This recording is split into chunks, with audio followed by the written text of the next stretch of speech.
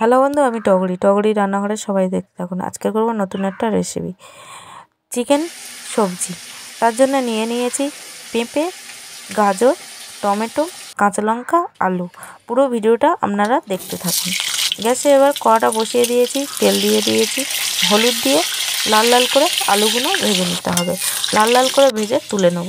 এবারে দিয়ে দেবো ওই তেলের মধ্যে তেজপাতা, লবঙ্গ, দারচিনি, কুচনো পেঁয়াজগুলো দিয়ে ভালোভাবে লাল লাল করে ভেজে নিতে হবে। পেঁয়াজটা লাল লাল করে ব্রাউন করে ভেজে নেব। এবারে দিয়ে দেবো আদা রসুন বাটাটা দিয়ে ভালোভাবে ভেজে নিতে হবে।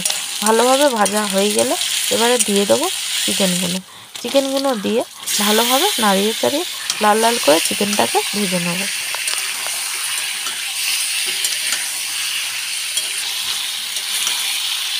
দেখো চিকেনটা কতটা রং চেঞ্জ হয়ে গিয়েছে, চিকেন থেকে ভালোভাবে তেল ছেড়ে দিয়েছে।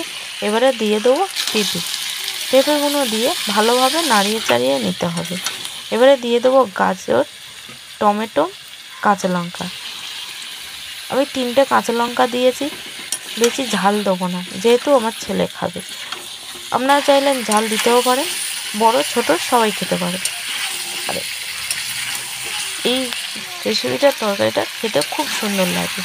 দিয়ে দেবো ভেজানো থাকা আলুগুলো দিয়ে ভালোভাবে কষিয়ে নেব।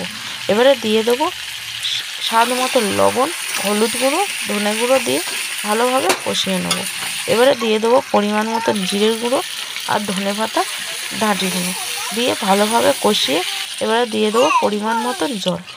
এবারে 20 মিনিটের জন্য আমি ঢাকা খুলে নেব। দেখো হয়ে এসেছে। পেঁপেগুলো দেখো কত সুন্দরভাবে সেদ্ধ হয়ে গলে গিয়েছে। নামানোর আগে দিয়ে দেবো ধনেপাতা কুচি, গরম মশলা দিয়ে নামিয়ে নেব। আমার ভিডিও যদি ভালো লেগে থাকে লাইক, কমেন্ট, শেয়ার করতে ভুলবেন না। পাশে থাকা বেল আইকনটি ক্লিক করে দেবেন। গরম মশলাটা দিয়ে ভালোভাবে নাড়িয়ে চাড়িয়ে